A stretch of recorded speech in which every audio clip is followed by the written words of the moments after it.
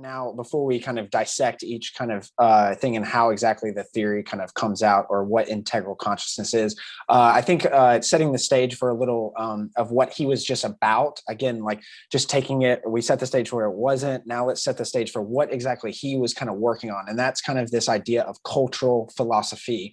And then I'll just kind of read from this, if bear with me for a moment, wherein he describes a quote, as you said before, a phenomenology of becoming consciousness. And I will not try to pronounce that German word, through a careful study of texts and cultural artifacts. So basically a phenomenology of becoming consciousness through a careful study of texts and cultural artifacts. So he elucidates this becoming of consciousness as a series of unfolding time, space, ontologies, mutations, leaping forth at pivotal junctures, often civilizational crises of human history, radically restructuring itself in world, space, and time. So these ontologies spring forth of a primordial integral ontology, or as you said, or as he used, the Ursprung, creatively realized and manifested in human culture. So like that phenomenology is very distinct in it, that rather than, like you said, a prescriptive or developmental kind of, this is specifically what needs to happen. But then if you study each individual careful of text or cultural artifacts, then there maybe is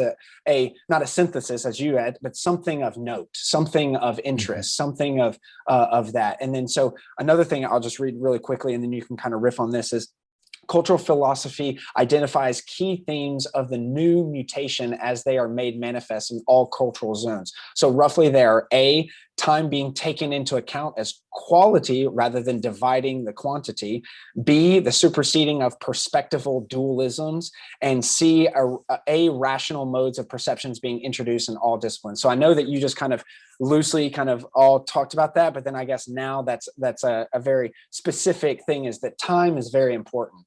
The perspectival dualisms are not really working, and then even our perception of all these has gone from not just irrational or rational, and is now irrational. And I think one of the things that you said in there is his use of the word a in front of all of these kind of a-perspectival and stuff like that. And so maybe pack out some of that cultural philosophy, and then getting into like what exactly we go from perspectival to then a-perspectival, and why is that a so important? Yeah. Wow. I mean, you summed it up really well. Sorry. Well, I copy and pasted so you summed it up very well, and then I could relay. Yeah. So, but I appreciate that you really kind of brought it together in a great question packaging, good. framing. Good. Yeah. I mean, okay. So Gebser uses perspectival, and I think that this is for the convenience sake of us as quote unquote moderns. We get what perspective is in art theory, right? Developing perspective of subject and object. And there's the vanishing point you learn in art class. So he kind of uses that development, not just of the artist doing that, but really that is our cultural orientation, our phenomenology. That's how we experience the world very often. That's how we're taught to experience the world. That's how science operates, just in terms of being able to measure things.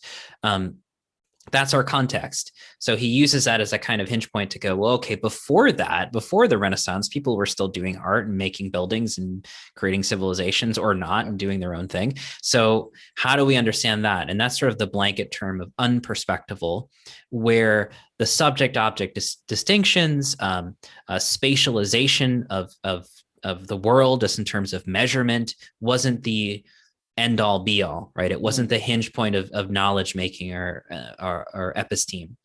There are other modes. Maybe they were much more mythical oriented in terms of, ancient cosmologies, cyclical forms of time, archetypal realities. If you look at, scholars like Richard Tarnas talking about that, or James Hillman talking about, the reality of the psyche. So there's a different relationship with the world, where there's a different emphasis of our senses. Some of them might be more imaginal or imagination oriented, or enchanted. And that's more of, again, a contemporary world. And that's sort of the unperspectival. So there's really an extraction from that. And you can even see it in the myths, like Gebser talks about Athena being birthed from the head of Zeus, right? There's a kind of event that occurs here and in heaven, et cetera, and the whole cosmology, this sort of breaking forth from this envelopment in participation with sort of enchanted archetypal imaginal sense. Mm-hmm. There's a withdrawal of that into the human being. So, Mm-hmm. that becomes psychology later on. The gods become pathologies and Yep. psychological types or whatever. And the world becomes spatialized. The world becomes only what you can measure. What you can measure is real, right? And so us being moderns, that's really what we take for granted. Time becomes much more progress oriented and directed. I mean, think of subject object, like your attention. First of all, you're using your eyes really to kind of imagine all of this, and is very directive oriented. So the movement, and even the word rect, to make something right, to set something aright in German. There's this setting things aright, moving in space, directing our attention and our will towards a particular object, and us as the subject. So that kind of Cartesianism gets set up. And many other thinkers talk about this, like Charles Taylor talks about this as the buffering of the self, as this kind of subject-object distinction, moving away from, magic and I don't know, animism and all of the kind of ancient cultural orientations of the pre-modern, moving into the perspectival world. And then really that the perspectival world is everything we've been talking about in terms of the context of the climate crisis and modernity and globalization and extractive capitalism and colonialism. It's this outward expansion of the world using that subject-object distinction and using measurement and spatialization. And then eventually, Gebser says that culminates in this crisis of consciousness where everything is becoming atomized and we seem to have lost control. We become fixated on this one particular orientation, this cultural attitude to the world. Latour, I bring him up because I was just listening to a good lecture. He was talking about his Critical Zones book. He says, it's a very odd thing that moderns do to see an object and then depict it in, with a three-dimensional looking image on flat paper, and imagine that particular object, that's what that is. It's not actually moving. Right. It's not dynamic. It's not interrelated with anything else. It really separates that object and sees it in a very fixed way. And he says it's very strange. It's like the anthropology of the modern. It's kind of a unique orientation to have. Gebser's doing the same thing. And part of his work is really kind of going, isn't it odd how much we are fixated on perspective, subject-object dualities, and spatialization of the world? We didn't always do this. And in fact, to be human, there's all of these other cultural orientations, these different ontologies that are always kind of commingling with the present. And so really with the A perspectival, you mentioned the A, the alpha privativum is the prefix that Gebser is using. And he's very careful with his language. He uses that to say, well, this is because we're not, with the A perspectival, we're not going to discount modernity and discount perspectivity and subject-object relationship. We're not necessarily building on it as a sort of foundation either. We want the freedom to be able to move into different cultural orientations in a kind of open, plastistic way. And so the A is kind of like freedom for and also freedom from any one cultural fixation. So we have all of the living ontologies at our disposal is the wrong word, but the wholeness of being human is much more available.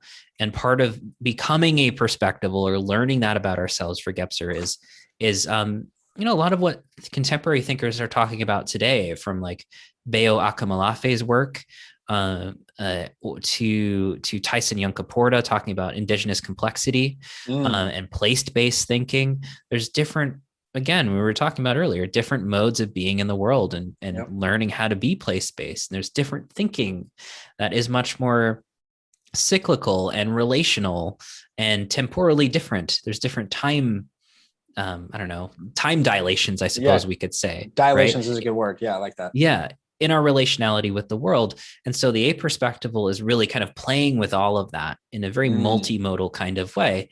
McLuhan has this example, and I'm not the only one to do this. William Aaron Thompson talked about Gebser and Marshall McLuhan being talking about something similar, though with McLuhan, it was the evolution of these media ecologies from like print to electronic. McLuhan has this example in the Gutenberg Galaxy as using James Joyce, of course, as McLuhan always did, in Finnegan's Wake, to talk about there's a particular line of like a kaleidoscope of these different colors, and how the protagonist in Finnegan's Wake is sort of moving between print culture and oral culture and electronic culture, and he's just sort of shape shifting all of these different the whole history of the different media ecologies, whatever is needed.